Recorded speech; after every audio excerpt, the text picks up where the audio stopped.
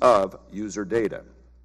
We also hope you can help clear up the considerable confusion that exists about how people's Facebook data are used outside of the platform. We hope you can help Congress, but more importantly, the American people, better understand how Facebook user information has been accessed by third parties, from Cambridge Analytica and CubeU to the Obama for America presidential campaign.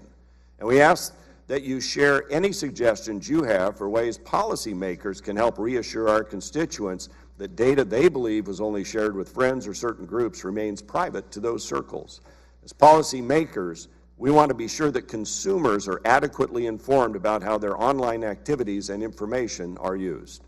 These issues apply not just to Facebook, but equally to the other internet-based companies that collect information about users online. So, Mr. Zuckerberg, your expertise in this field is without rival. So thank you for joining us today to help us learn more about these vital matters and to answer our questions. With that, I yield now to the gentleman from New Jersey, the ranking member of the Energy and Commerce Committee, my friend Mr. Pallone, for 5 minutes for purposes of an opening statement. Thank you, Mr. Chairman, and I also want to thank you, Mr. Zuckerberg, for being here today. Facebook has become integral to our lives. We don't just share pictures of our families. We use it to connect for school, to organize events, and to watch baseball games.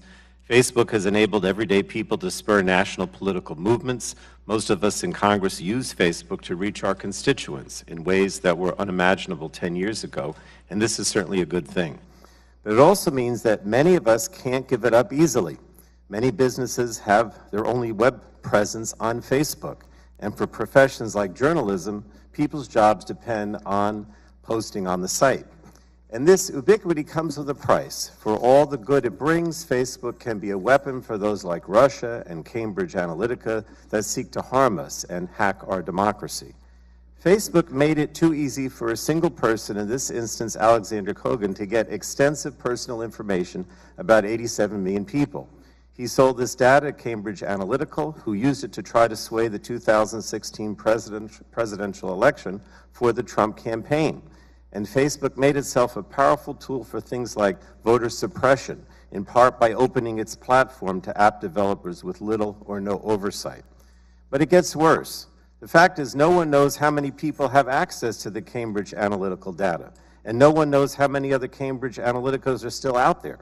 Shutting down access to data to third parties isn't enough, in my opinion.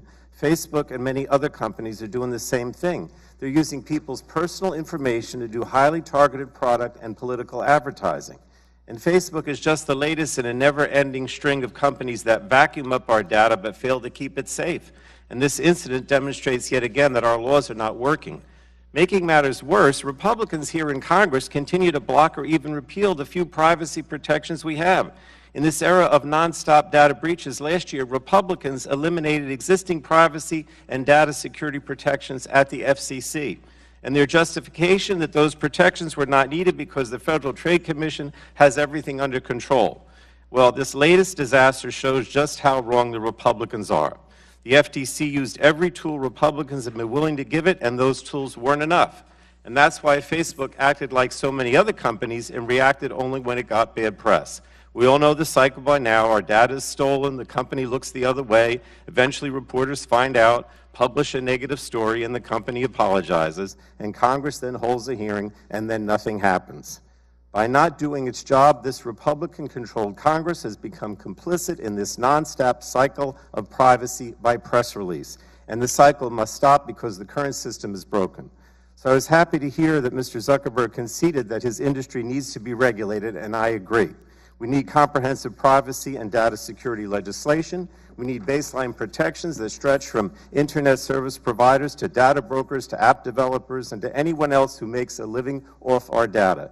We need to figure out how to make sure these companies act responsibly even before the press finds out. But while securing our privacy is necessary, it's not sufficient. We need to take steps immediately to secure our democracy.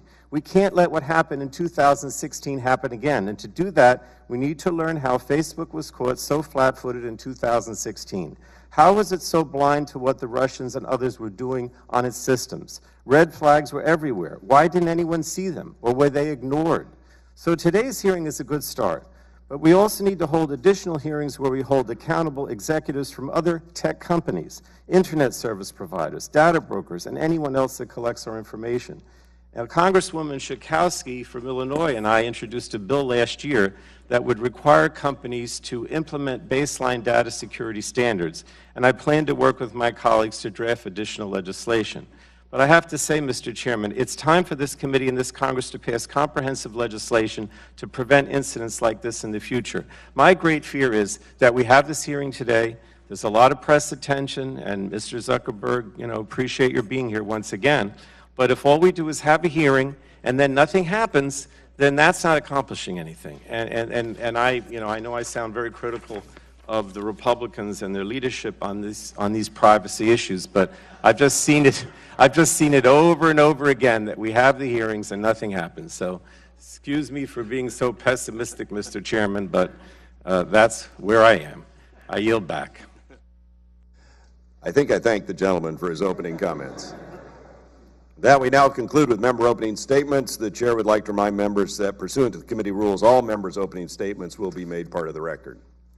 Today we have Mr. Mark Zuckerberg, Chairman and CEO of Facebook Incorporated, here to testify before the full Energy and Commerce Committee. Mr. Zuckerberg will have the opportunity to give a 5-minute opening statement, followed by a round of questioning from our members. So thank you for taking the time to be here, and you are now recognized for 5 minutes. Thank you. Chairman Walden, Ranking Member Pallone, and members of the committee, we face a number of important issues around privacy, security, and democracy. And you will rightfully have some hard questions for me to answer. But before I talk about the steps we're taking to address them, I want to talk for a minute about how we got there. Facebook is an idealistic and optimistic company. For most of our existence, we focused on all the good that connecting people can bring. And as Facebook has grown, people everywhere have gotten a powerful new tool for staying connected to the people they care about most, for making their voices heard, and for building community and businesses. Just recently, we've seen the Me Too movement and the March for Our Lives organized at least part on Facebook. After Hurricane Harvey, people came together and raised more than $20 million for relief. And there are more than 70 million small businesses around the world that use our tools to grow and create jobs. But it's clear now that we didn't do enough to prevent these tools from being used for harm as well. And that goes for fake news, foreign interference in elections, and hate speech, as well as developers and data privacy. We didn't take a broad enough view of our responsibility, and that was a big mistake. It was my mistake, and I'm sorry. I started Facebook, I run it, and at the end of the day, I'm responsible for what happens here. So now, we have to go through every part of our relationship with people to make sure that we're taking a broad enough view of our responsibility. It's not enough to just connect people. We have to make sure that those connections are positive. It's not enough to just give people a voice. We need to make sure that that voice isn't used to harm other people or spread misinformation. And it's not enough to just give people control of their information. We need to make sure that the developers who they share it with protect their information too. Across the board, we have a responsibility to not just give people tools, but to make sure that those tools are used for good. It's going to take some time to work through all the changes we need to make, but I'm committed to getting this right. And that includes the basic responsibility of protecting people's information, which we failed to do with Cambridge Analytica. So here are a few key things that we're doing to address this situation and make sure that this doesn't happen again. First, we're getting to the bottom of exactly what Cambridge Analytica did and telling everyone who may have been affected. What we know now is that Cambridge Analytica improperly obtained some information about millions of Facebook members by buying it from an app developer that people had shared it with. This information was generally information that people share publicly on their profile pages, like their name and profile picture and the list of pages that they follow. When we first contacted Cambridge Analytica, they told us that they had deleted the data. And then about a month ago, we heard a new report that suggested that this was not true. So now we're working with governments in the US, the UK, and around the world to do a full audit of what they've done and to make sure that they get rid of any data that they still have. Second, to make sure that no other app developers are out there misusing data, we're now investigating every single app that had access to a large amount of people's information on Facebook in the past. And if we find someone that improperly used data, we're going to ban them from our platform and tell everyone affected. Third, to prevent this from ever happening again, we're making sure developers can't access as much information going forward. The good news here is that we made some big changes to our platform in 2014 that would prevent this specific instance with Cambridge Analytica from happening again today. But there's more to do, and you can find more of the details of the other steps we're taking in the written statement I provided. My top priority has always been our social mission of connecting people, building community, and bringing the world closer together. Advertisers and developers will never take priority over that for as long as I'm running Facebook. I started Facebook when I was in college. We've come a long way since then. We now serve more than 2 billion people around the world, and every day, people use our services to stay connected with the people that matter to them most.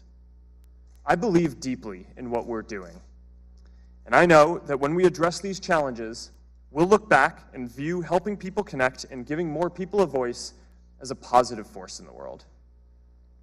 I realize the issues we're talking about today aren't just issues for Facebook and our community, they're challenges for all of us as Americans.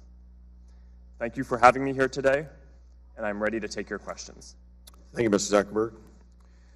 I'll start out, we'll go into the questioning phase. We'll go back and forth as we always do. Remember, it's 4 minutes today, so we can get to everyone. Mr. Zuckerberg, you've described Facebook as a company that connects people and as a company that's idealistic and optimistic. I have a few questions about what other types of companies Facebook may be. Facebook has created its own video series starring Tom Brady that ran for 6 episodes and has over 50 million views. That's twice the number of the viewers that watched the Oscars last month. Also, Facebook's obtained exclusive broadcasting rights for 25 Major League Baseball games this season. Is Facebook a media company? Thank you, Mr. Chairman. I consider us to be a technology company because the primary thing that we do is have engineers who write code and build products and services for other people. There are certainly other things that we do too. We do pay to help produce content. We build enterprise software, although I don't consider us an enterprise software company. We build planes to help connect people, and I don't consider ourselves to be an aerospace company. But overall, when people ask us if we're a media company, what I hear is, do we have a responsibility for the content that people share on Facebook?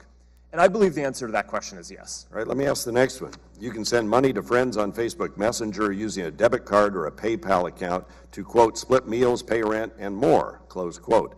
People can also send money via Venmo or their bank app. Is Facebook a financial institution? Mr. Chairman, I do not consider ourselves to be a financial institution, although you're right that we do provide tools for people to send money. So you've mentioned several times that you started Facebook in your dorm room in 2004. 15 years, 2 billion users, and several, unfortunately, breaches of trust later. Is Facebook today the same kind of company you started with a harvard.edu email address? Well, Mr. Chairman, I think we've evolved quite a bit as a company. When I started it, I certainly didn't think that we would be the ones building this broad of a community around the world. I thought someone would do it. I didn't think it was going to be us. So we've definitely grown. And you've recently said that you and Facebook have not done a good job of explaining what Facebook does. And so back in 2012 and 2013, when a lot of this scraping of user and friend data was happening, did it ever cross your mind that you should be communicating more clearly with users about how Facebook is monetizing their data? I understand that Facebook does not sell user data per se in the traditional sense, but it's also just as true that Facebook's user data is probably the most valuable thing about Facebook. In fact, it may be the only truly valuable thing about Facebook. Why wasn't explaining what Facebook does with users' data a higher priority for you as a co-founder and now as CEO? Mr. Chairman, you're right that we don't sell any data, and I would say that we do try to explain what we do as time goes on. It's a broad system. You know, every day, about 100 billion times a day, people come to one of our products, whether it's Facebook or Messenger or Instagram or WhatsApp, to put in a piece of content, whether it's a photo that they want to share or a message they want to send someone, and every time there's a control right there about who you want to share it with. Do you want to share it publicly to broadcast it out to everyone? Do you want to share it with your friends, a specific group of people? Do you want to message it to just one person or a couple of people? That's the most important thing that we do, and I think that in the product that's quite clear. I do think that we can do a better job of explaining how advertising works. There is a common misperception, as you say, that is just reported, often keeps on being reported, that for some reason we sell data. I can't be clearer on this topic. We don't sell data. That's not how advertising works, and I do think we could probably be doing a clearer job explaining that given the misperceptions that are out there. Given the situation, can you manage the issues that are before you, or does Congress need to intercede? I'm going to leave that because I'm over my time. That, and I want to flag an issue the Vietnam Veterans of America have raised too, and we'll get back with your staff on that about some fake pages that are up. But I want to stay on schedule. So with that, I'll yield to Mr. Pallone for 4 minutes.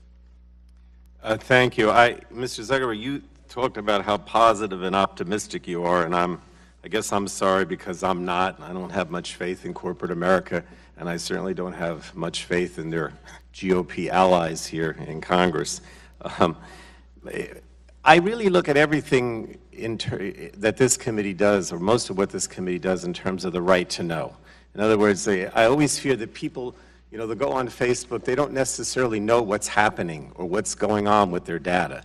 And so to the extent that we could pass legislation, which I think we need, and you said that we probably should have some legislation, I want that legislation to give people the right to know, to empower them, to provide more transparency, I guess, is the best way to put it. So I'm looking at everything through that sort of lens. So just let me ask you 3 quick questions, and I'm going to ask it to answer yes or no because of the time.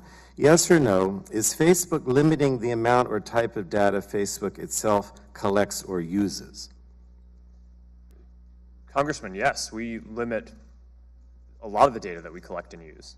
But see, I don't see that in the announcements you've made. Like, you've made all these announcements the last few days about the changes you're going to make, and I don't really see how those announcements or changes limit the amount or type of data that Facebook collects or uses in an effective way. But let me go to the second one. Again, this is my concern that users currently may not know or take affirmative action to protect their own privacy. Yes or no, is Facebook changing any user default settings to be more privacy protective?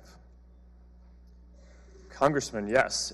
In response to these issues, we've changed a lot of the way that our platform works so that way developers can't get access to as much information. But see, again, I don't see that in the changes that you propose. I don't really see any way that these user default settings, you're changing these user default settings in a way that is going to be more privacy protection. But let me protected. But let me go to the third one. Yes or no? Will you commit to changing all the user default settings to minimize, to the greatest extent possible, the collection and use of users' data? Can you make that commitment? Congressman, we try to collect and give people the ability. But I'd like you to answer yes or no, if you could. Will you make the commitment to changing all the user default settings to minimize, to the greatest extent possible, the collection and use of users' data? I don't think that's hard for you to say yes to, unless I'm missing something. Congressman, this is a complex issue that I think deserves more than a one-word answer. Well, again, that's disappointing to me because I think you should make that commitment, and maybe what we could do is follow up with you on this, if possible, if that's okay. We can do that follow-up? Yes. All right. Now, you said yesterday that each of us owns the content that we put on Facebook, and that Facebook gives some control to consumers over their content, but we know about the problems with Cambridge Analytica. I know you changed your rules in 2014 and again this week, but you still allow third parties to have access to personal data. How can consumers have control over their data when Facebook doesn't have control over the data itself? That's my concern. Last question. Congressman, what we allow with our developer platform is for people to choose to sign into other apps and bring their data with them. That's something that a lot of people want to be able to do. The reason why we built the developer platform in the first place was because we thought it would be great if more experiences that people had could be more social. So if you could have a calendar that showed your friends' birthdays, if you could have an address book that had pictures of your friends in it, if you could have a map that showed your friends' addresses on it. In order to do that, you need to be able to sign into an app, bring some of your data and some of your friends' data, and that's what we built. Now, since then, we've recognized that that can be used for abuse too, so we've limited it so now people can only bring their data when they go to an app. But that's something that a lot of people do on a day-to-day basis, is sign into apps and websites with Facebook, and that's something that we're going to have to. Yeah, I know. I still think that there's not enough. People aren't empowered enough to really make those decisions in a positive way. Chair now recognizes former chairman of the committee, Mr. Barton of Texas, for 4 minutes. Well, thank you, and thank you, Mr. Zuckerberg, for being here. People need to know that you're here voluntarily. You're not here because you've been subpoenaed, so we appreciate that. Sitting behind you have a gentleman who used to be counsel for the committee, Mr. Jim Barnett, and if he's affiliated with Facebook, you've got a good one. If he's not, he's just got a great seat. I don't know what it is. I'm going to read you a question that I was asked. I got this through Facebook, and I've got dozens like this. So my first question, please ask Mr. Zuckerberg, why is Facebook censoring conservative bloggers such as Diamond and Silk?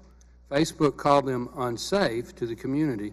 That is ludicrous. They hold conservative views. That isn't unsafe. What's your response to? Congressman, in that specific case, our team made an enforcement error, and we have already gotten in touch with them to reverse it. Well, Facebook does tremendous good. When I met you in my office 8 years ago, you don't remember that, but I've got a picture of you when you had curly hair, and Facebook had 500 million users. Now it's got over 2 billion. That's a success story in anybody's book. It's such an integral part of certainly young Americans' lives that you need to work with Congress and the community to ensure that it is a neutral, safe, and to the largest extent possible, private platform. Do you agree with that? Congressman, I do agree that we should work to give people the fullest free expression that is possible. That's what, when I talk about giving people a voice, that's what I care about. Okay. Let's talk about children. Children can get a Facebook account of their own, I believe, starting at age 13. Is that not correct? Congressman, that's correct. Okay. Is there any reason that we couldn't have just a no data sharing policy, period, until you're 18? Just if you're a child with your own Facebook account, until you reach the age of 18, you know, you know, you can't share anything. It's their data, their picture. It doesn't go anywhere. Nobody gets to scrape it. Nobody gets to access it. It's absolutely, totally private. Well, for children, what's wrong with that? Congressman, we have a number of measures in place to protect minors specifically. We make it so that adults can't contact minors who they aren't already friends with. We make it so that certain content that may be inappropriate for minors we don't show. The reality that we see is that teens often do want to share their opinions publicly. And that's a service that... well, we would let them opt in to do that. Yes, we do. But don't, you know, unless they specifically allow it, then don't allow it. That's my point. Congressman, every time that someone chooses to share something on Facebook, you go to the app, right there, it says, who do you want to share with? When you sign up for a Facebook account, it starts off sharing with just your friends. If you want to share it publicly, you have to specifically go and change that setting to be sharing publicly. But I'm about out of time. I actually use Facebook, and you know, I know if you take the time, you can go to your privacy and click on that, and you can go to your settings and click on that. You can pretty well set up your Facebook account to be almost totally private, but you have to really work at it. And my time's expired. Hopefully we can do some questions in writing as a follow-up. Absolutely. Mr. Chairman. Chair now recognizes the gentleman from Illinois, Mr. Rush, for 4 minutes for questions. Thank you, Mr. Chairman. Mr. Zuckerberg, welcome. In the 1960s, our government, acting through the FBI and local police, maliciously tricked individuals and organizations into participating in something called COINTELPRO, which was a counterintelligence program where they tracked and shared information about civil rights activists, their political, social, civic, even religious affiliations. And I personally was a victim of COINTELPRO. Your organization, your methodology, in my opinion, is similar. You're truncating the basic rights of the American promise of life, liberty, and the pursuit of happiness by the wholesale invasion and manipulation of their right to privacy. Mr. Zuckerberg, what is the difference between Facebook's methodology and the methodology of the American political pariah, J. Edgar Hoover? Congressman, this is an important question because I think people often ask what the difference is between surveillance and what we do, and I think that the difference is extremely clear, which is that on Facebook, you have control over your information. The content that you share, you put there. You can take it down at any time. The information that we collect, you can choose to have us not collect.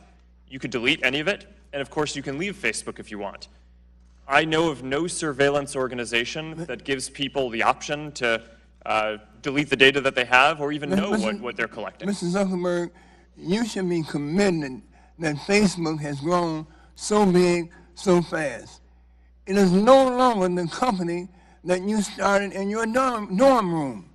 Instead, it's one of great American success stories. That much influence comes with enormous social responsibility of which you have failed to act and to protect and to consider.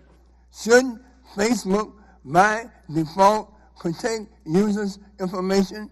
Why is the onus on the user to opt in to privacy and security settings? Congressman, as I said, every time that a person chooses to share something on Facebook, they're proactively going to the service and choosing that they want to share a photo, write a message to someone.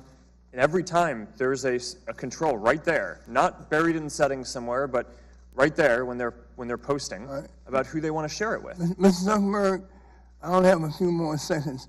In November 2017, ProPublica reported that Facebook was still allowed housing and advertisers to systematically exclude advertisements to specific racial groups and explicitly prohibited practice.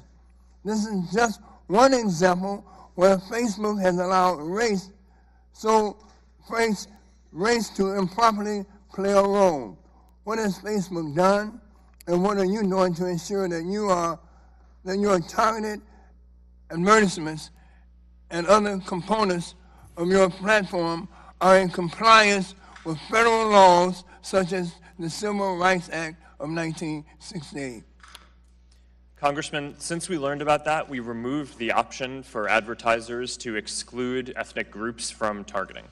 When did you do that? The gentleman's time has expired. We need to go now to the gentleman from Michigan, Mr. Upton, for 4 minutes. Well, thank you, Mr. Chairman, and welcome to the committee. A number of times in the last day or two, you've indicated that, in fact, you're now open to some type of regulation, and we know, of course, that you're the dominant social media platform without any true competitor, in all frankness, and you have hundreds, if not thousands, of folks that are would be required to help navigate any type of regulatory environment. Some would argue that a more regulatory environment might ultimately stifle new platforms and innovators. Some might describe as desperately needed competition, i.e. regulatory complexity helps protect those folks like you. It could create a harmful barrier to entry for some startups, particularly ones that might want to compete with you. So should we policymakers up here be more focused on the needs of startups over large incumbents? And what kind of policy regulatory environment would you want instead of managing maybe a Fortune 500 company if you were launching a startup to take on the big guy?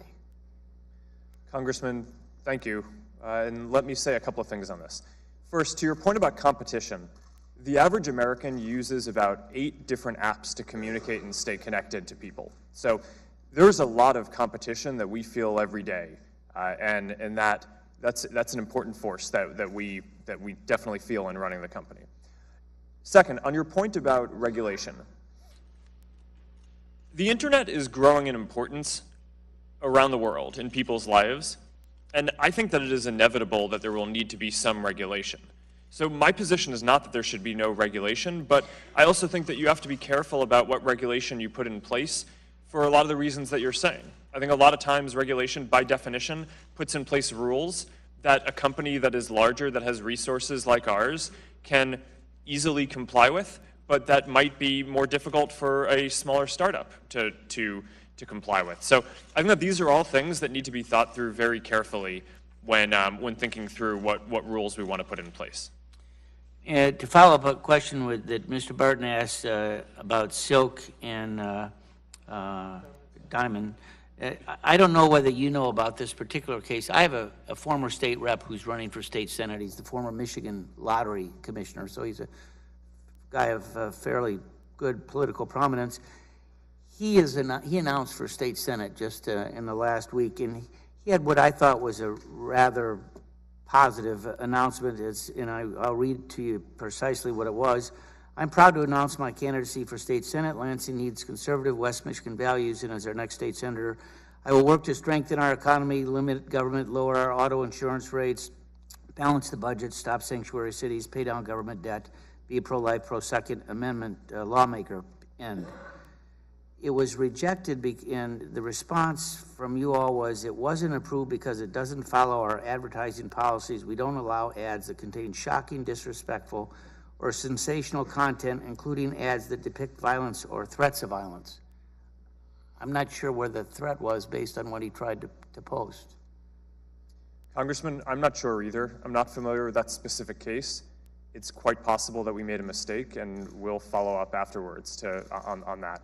Okay. Overall, I mean, we have, by the end of this year, we'll have about 20,000 people at the company who work on security and content review related issues, but there's a lot of content flowing through the systems and a lot of reports, and unfortunately, we don't always get these things right when people report it to us. Okay, thank you. Gentleman's time's expired. Chair recognizes the gentlelady from California, Ms. Eshoo, for 4 minutes. Thank you, Mr. Chairman. Good morning, Mr. Zuckerberg.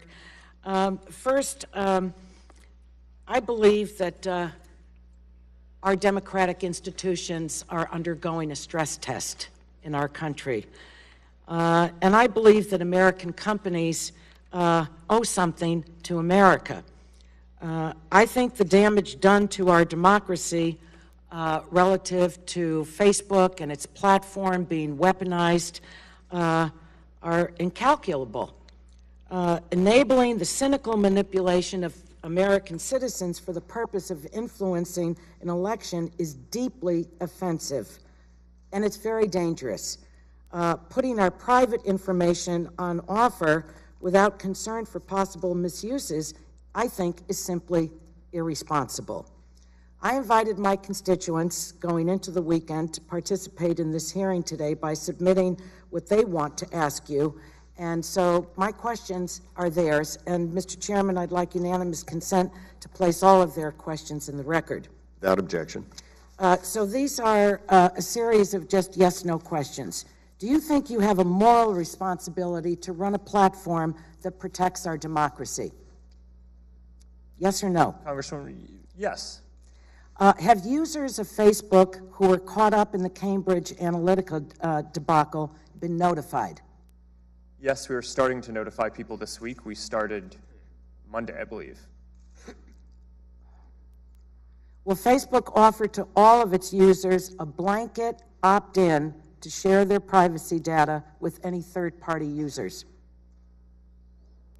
Congresswoman, yes, that's how our platform works. You have to opt in to sign into any app before you use it. Well, let me just add that it is a minefield in order to do that. And you have to make it transparent, clear, in pedestrian language, just once. This is what we will do with your data. Do you want this to happen or not? So I think that this is being blurred. I think you know what I mean by it. Are you aware of other third-party information mishandlings that have not been disclosed? Congresswoman, no. Although we are currently going through the process of investigating every single you're not app sure. that had access to a large amount of data. What does that mean? It means that we're going to look into every app that had a large amount of access to data in the past before we lock down the platform. You're not imagine aware. that because there are tens of thousands of apps, we will find All some. right, that I only have 4 suspected. minutes. And when we Was find your them- data included in the data sold to the malicious third parties? Your personal data? Yes. It was. Are you willing to change your business model in the interest of protecting individual privacy? Congresswoman, we have made and are continuing to make changes to reduce the amount of No, data. are you that- willing to change your business model in the interest of protecting individual privacy? Congresswoman, I'm not sure what that means. Well, I'll follow up with you on it. When did Facebook learn that Cambridge Analytica's research project was actually for targeted psychographic political campaign work? Congresswoman, it might be useful to clarify what actually happened here. Well, no, I don't have time for a long answer, though. When did Facebook learn that? And when you learned it, did you contact their CEO immediately? And if not, why not? Congresswoman, yes. When we learned in 2015 that a Cambridge University researcher associated with the academic institution that built an app that people chose to We share know what their data happened with them, but I'm asking you. Yes, I'm answering your question. Right. When we learned about that, we So in immediately... 2015, you learned about it? Yes. And you spoke to their CEO immediately? We shut down the app.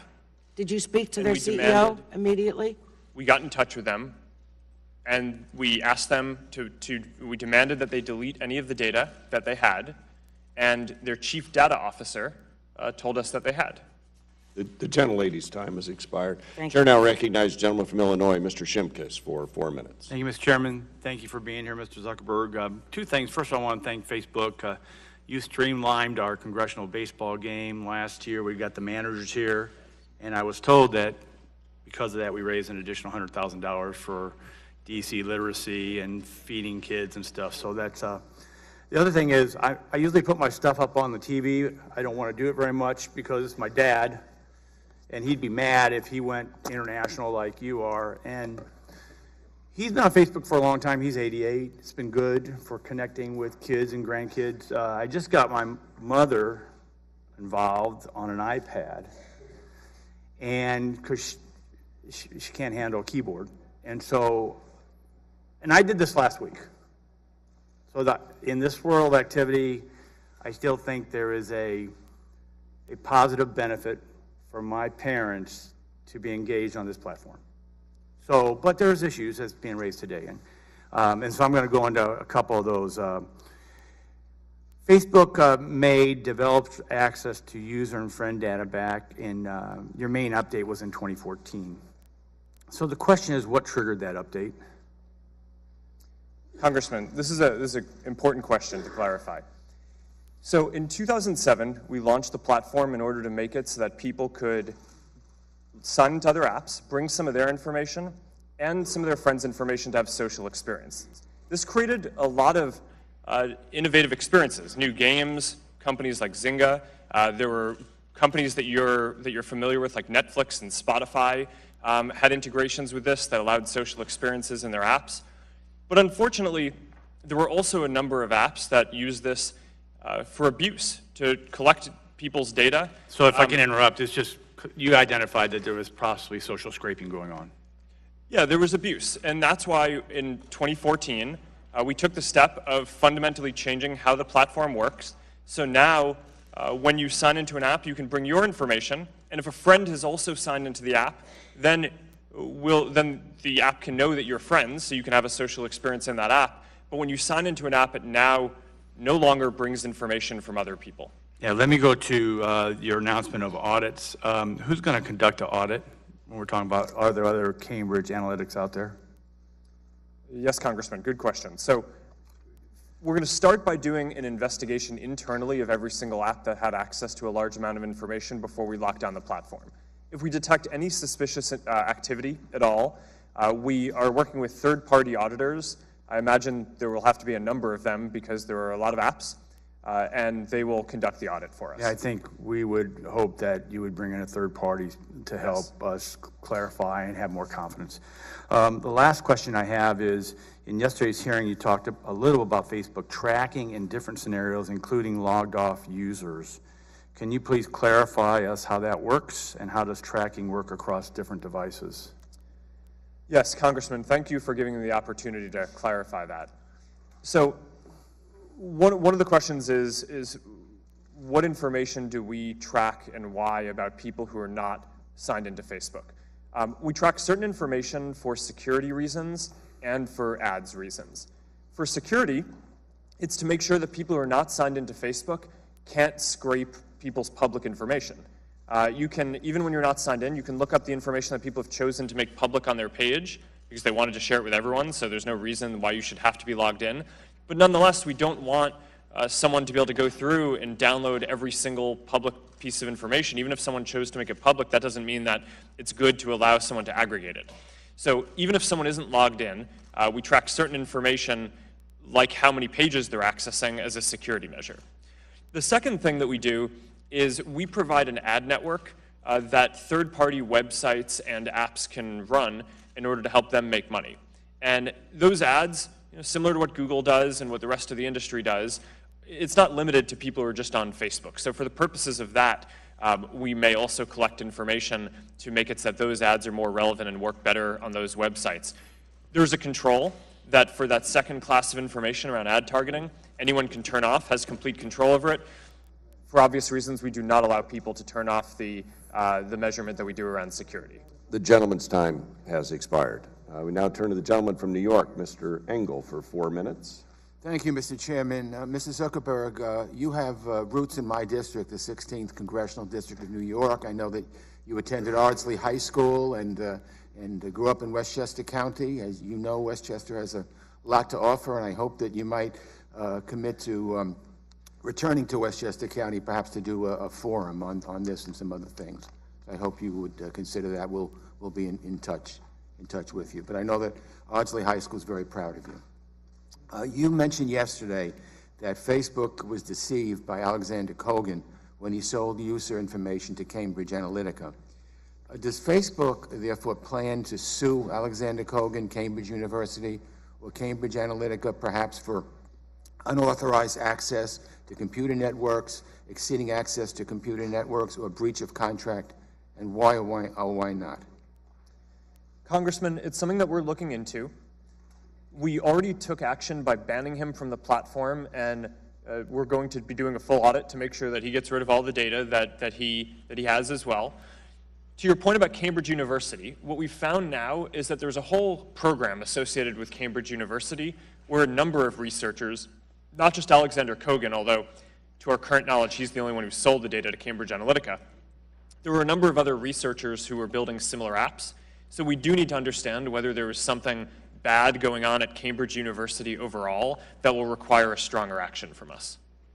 You mentioned before in your remarks hate speech. We've seen the scale and reach of extremism balloon in the last decade, partially because of the expansion of social platforms, whether it's a white supremacist rally in Charlottesville that turned violent or to ethnic cleansing in Burma that resulted in the second largest refugee crisis in the world. Are you aware of any foreign or domestic terrorist organizations, hate groups, criminal networks, or other extremist networks that have scraped Facebook user data? And if they have, and if they do it in the future, how would you go about getting it back or deleting it? Congressman, we're not aware of any specific groups like that that have engaged in this. We are, as I've said, conducting a full investigation of any apps that had access to a large amount of data, and if we find anything suspicious, we'll tell everyone affected. We do not allow hate groups on Facebook overall. So if there's a group that their primary purpose or a large part of what they do is spreading hate, we will ban them from the platform overall. So do you adjust your algorithms to prevent individuals interested in violence or nefarious activities from being connected with other like-minded individuals? Sorry, could you repeat that? Do you adjust your algorithms to prevent individuals interested in violence or bad activities from being connected with other like-minded individuals? Congressman, yes. That's certainly an important thing that we need to do.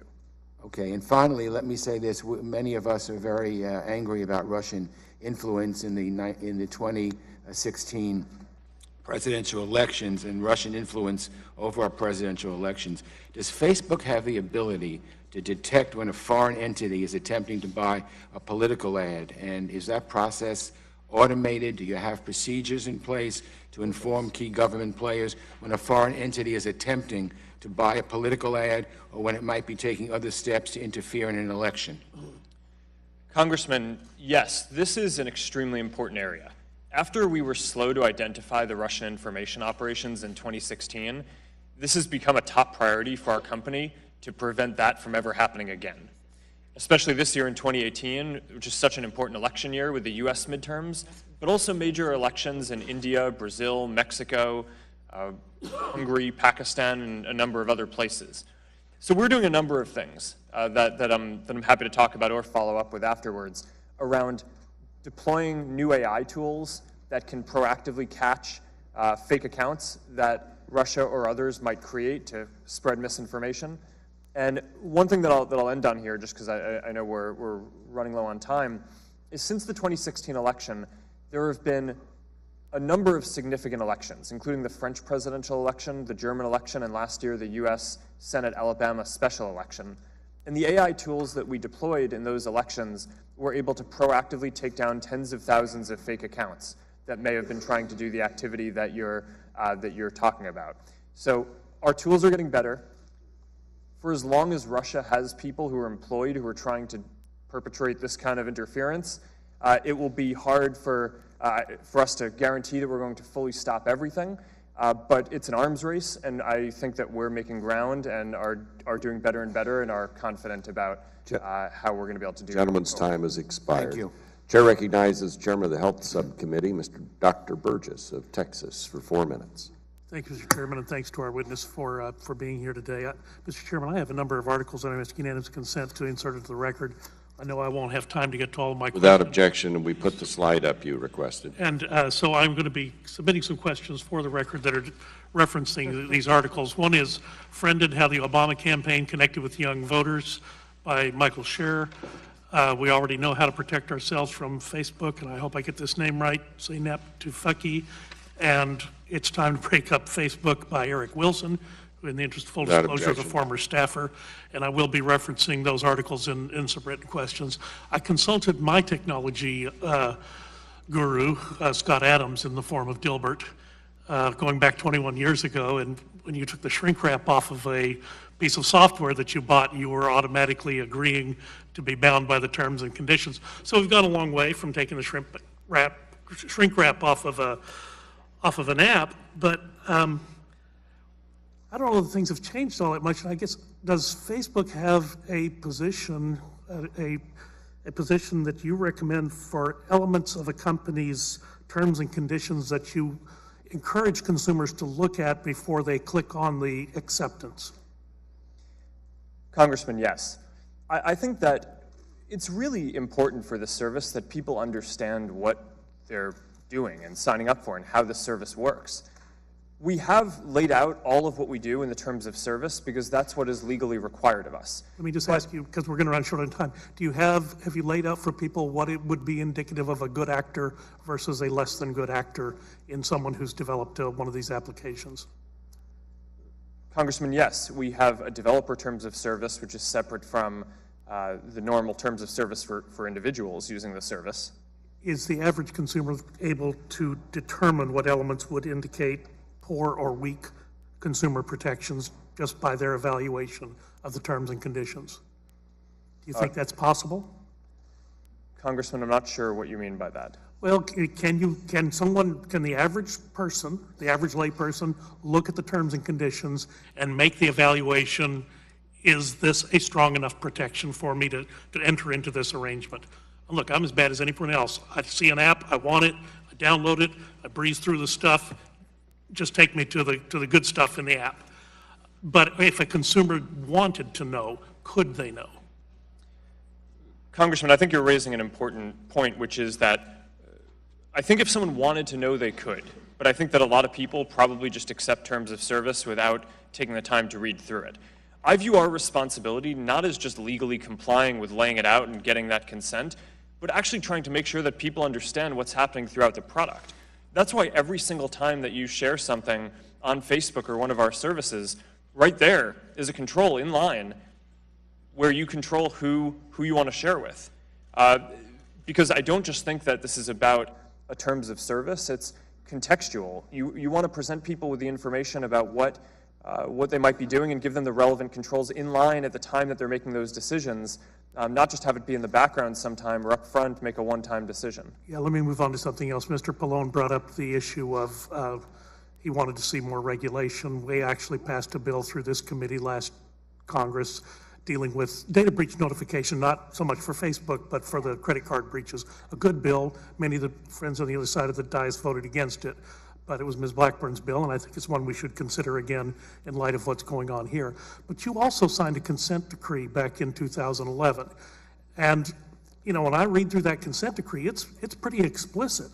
And there is a significant fine of $40,000 per violation per day, and if you've got 2 billion users, you can see how those fines would mount up pretty quickly. So in the course of your audit, are you extrapolating data for the people at the Federal Trade Commission for the terms and conditions of the consent decree? That is, I'm not sure what you mean by extrapolating data. Well, you've referenced there are audits that are ongoing. Are you making that information from those audits available to our friends at the agency at the Federal Trade Commission? Congressman, as you know, the FTC is investigating this, and we are certainly going to be complying with them and working with them on that investigation. Gentleman's time's expired. Chair recognizes the gentleman from Texas, Mr. Green, for 4 minutes. Thank you, Mr. Chairman, and welcome to our committee. I want to follow up on what my friend from North Texas talked about on his cartoon. Next month, the General Data Protection Regulation, the GDPR, goes into effect in the European Union. The GDPR is pretty prescriptive on how companies treat consumer data, and it makes it clear that consumers need to be in control of their own data. And Mr. Zuckerberg, Facebook has committed to abiding to these consumer protections in Europe, and you face large penalties if they don't. In recent days, you've said that Facebook intends to make the same settings available to users everywhere, not only in Europe. Did I understand correctly that Facebook would not only make the same settings available, but that will make the same protections available to Americans that they will the Europeans? Yes, Congressman, all the same controls will be available around the world. Okay. And you commit today that Facebook will extend the same protections to Americans that European users will receive under the GDPR? Yes, Congressman. We believe that everyone around the world deserves good privacy controls. We've had a lot of these controls in place for years. The GDPR requires us to do a few more things, and we're going to extend that to the world.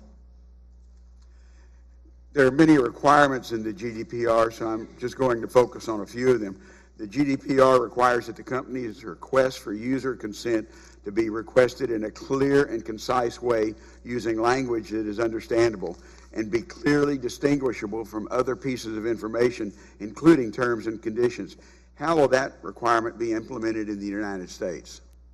Congressman, we're going to put at the top of everyone's app when they sign in a tool that walks people through the settings and gives people the choices and asks them to make decisions on how they want their settings set. One of the GDPR's requirements is data portability. Users must be permitted to request a full copy of their information and be able to share that information with any companies that they want to. I know Facebook allows users in the U.S. to download their Facebook data. Does Facebook plan to use the currently existing ability of users to download their Facebook data as the means to comply with the GDPR's data portability requirement? Congressman, I think we may be updating it a little bit, but as you say, we've had the ability to download your information for years now, and people have the ability to see everything that they have in Facebook, to take that out, delete their account, and move their data anywhere that they want. Does that download file include all the information Facebook has collected about any given individual? In other words, if I download my Facebook information, is there other information accessible to you within Facebook that I wouldn't see on that document, such as browsing history or the inferences that Facebook has drawn from users for advertising purposes? Congressman, I believe that all of your information is in that file. Okay. GDPR also gives users the right to object to the processing of their personal data for marketing purposes, which, according to Facebook's website, includes custom micro-targeted audiences for advertising. Will the same right be available to Facebook users in the United States, and how will that be implemented? Congressman, I'm not sure how we're going to implement that yet. Let me follow up with you on that. Okay. Thank you, Mr. Chairman. And again, as a small, Facebook conducted a couple of years ago an effort in our district in Houston for our small businesses, and it was one of the most successful outreach I've seen. So I appreciate that outreach to helping small businesses use Facebook to market their products. Thank you, Mr. Chairman. Thank you, gentlemen. The chair now recognizes the gentlelady from Tennessee, Ms. Blackburn, for 4 minutes. Thank you, Mr. Chairman. Mr. Zuckerberg, I tell you, I think your cozy community, as Dr. Mark Jameson recently said, is beginning to look a whole lot like The Truman Show, where people's identities and relationships are made available to people that they don't know. And then that data is crunched and it is used, and they are fully unaware of this. So I've got to ask you, I think what we're getting to here is, who owns the virtual you? Who owns your presence online? And I'd like for you to comment. Who do you think owns an individual's presence online? Who owns their virtual you? Is it you or is it them? Congresswoman, I believe that everyone owns their own content online. And that's the first line of our terms of service. If you read it, says that. And where does privacy rank as a corporate value for Facebook? Congresswoman, giving people control of their information and how they want to set their privacy is foundational to the whole service. It's not just a kind of an add-on feature or something we have to comply with. Well, the reality is, if you have a photo, if you just think about this in your day-to-day life. I can't let you filibuster right now. A constituent of mine who's a benefits manager brought up a great question in a meeting at her company last week. And she said, you know, healthcare, you've got HIPAA, you've got Gramm-Leach-Bliley, you've got the Fair Credit Reporting Act. These are all compliance documents for privacy. For other sectors of the industry, she was stunned that there are no privacy documents that apply to you all. And we've heard people say that, you know, and you've said you're considering maybe you need more regulation. What we think is we need for you to look at new legislation. And you're hearing there'll be more bills brought out in the next few weeks, but we have had a bill, the Browser Act, and I'm certain that you're familiar with this. It's bipartisan, and I thank Mr.